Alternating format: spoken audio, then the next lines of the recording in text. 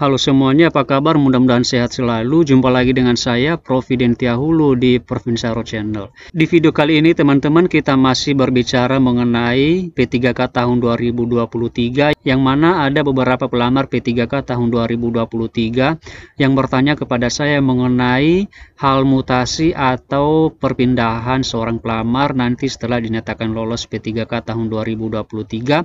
Apakah kira-kira kita bisa mengajukan pindah atau mutasi dari instansi yang satu ke instansi yang lain setelah nanti kita menerima SK dan diterbitkan NIP-nya juga, teman-teman? Kira-kira apa resiko ke depan kepada kita sebagai pelamar yang telah dinyatakan lolos? Untuk itu, teman-teman, silahkan pantau terus video ini sampai selesai, karena di video ini kita akan menjawab pertanyaan dari teman-teman semua.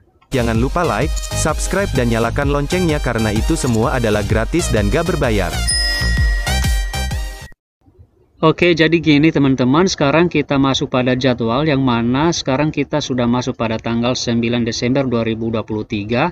Jadi di sini kita sudah berada di sini, teman-teman, yaitu pengumuman kelulusan. Jadi di sini kita masih menunggu kapan pengumuman kelulusan, yang sesuai dengan jadwalnya bahwa pengumuman kelulusan itu adalah mulai tanggal 4 sampai dengan 13 Desember 2023. Tetapi di sini kita masih menunggu, teman-teman, karena barusan saya tadi membuka akun saya dan ternyata pengumuman untuk daerah saya dulu masih belum disampaikan oleh daerah, teman-teman. Jadi kita masih menunggu, teman-teman, karena memang nanti tanggalnya itu adalah antara tanggal 4 sampai dengan tanggal 13 Desember 2023. Tapi ini juga berbeda-beda, teman-teman. Ada juga yang mana daerahnya itu adalah tanggal pelaksanaan pengumumannya adalah mulai dari tanggal 6 sampai dengan tanggal 15 Desember. Tetapi untuk daerah saya dulu adalah mulai dari tanggal 4 sampai dengan 13 Desember 2023. Jadi sambil menunggu pengumuman kelulusan itu keluar, teman-teman, maka di sini kita akan mencoba menjawab pertanyaan dari teman-teman pelamar, yang mana ada yang bertanya begini, kira-kira apakah bisa nanti kita melakukan mutasi atau pergantian lokasi atau instansi ketika nanti kita sudah dinyatakan lulus dan menerima SK, teman-teman?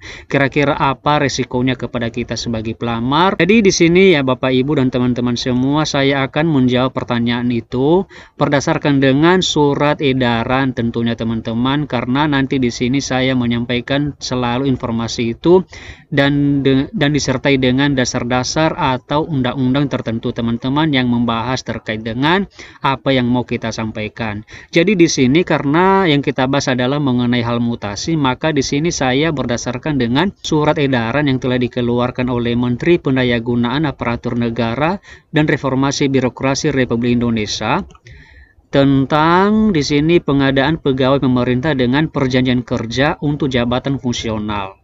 Dengan rahmat Tuhan Yang Maha Esa, Menteri Pendayagunaan Aparatur Negara dan Reformasi Birokrasi Republik Indonesia, di sini banyak hal yang telah disampaikan, teman-teman, ada menimbang, kemudian mengingat dan lain sebagainya. Tetapi di sini untuk menjawab pertanyaan tadi mengenai hal mutasi, kita langsung pada pasal 41, teman-teman, kalau tidak salah. Kita langsung ke sana, kita melihat apa kira-kira yang dipaparkan di pasal 41 itu, teman-teman. Apakah nanti seorang P3K itu yang telah dinyatakan lolos itu bisa melakukan mutasi atau ganti lokasi setelah atau sebelum menerima SK nanti, teman-teman.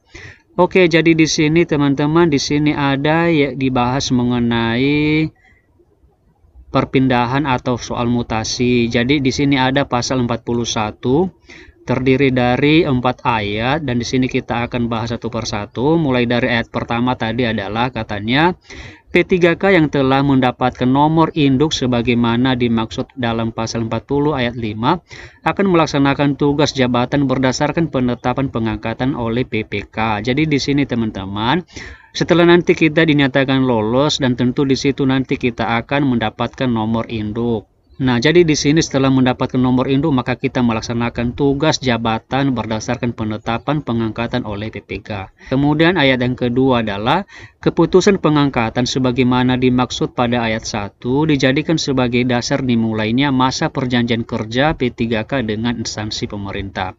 Jadi di sini dengan adanya pengangkatan seperti itu atau SK pengangkatan itu nanti, maka mulai terhitunglah masa perjanjian kerja, karena P3K ini adalah memiliki masa perjanjian kerja teman-teman terhadap instansi pemerintah daerah tertentu. Kemudian kita masuk pada ayat yang ketiga, yaitu dalam hal P3K sebagaimana dimaksud pada ayat 1, mengajukan pindah instansi yang bersangkutan dinyatakan mengundurkan diri. Nah, jadi di sini teman-teman ini adalah ayat yang membahas mengenai mutasi tadi teman-teman, atau pindah. Nah, jadi di sini maksud daripada ayat ketiga ini dari pasal 41 ini adalah katanya, jika seandainya misalnya kan kita sudah ada pengumuman dikeluarkan oleh daerah, kemudian kita dinyatakan lolos. Nah, jadi setelah kita dinyatakan lolos dan kita sudah tahu kita ditempatkan di mana teman-teman, kemudian tiba-tiba kita kurang setuju misalnya, atau kurang sesuai dengan apa yang kita harapkan alokasi penempatan teman-teman.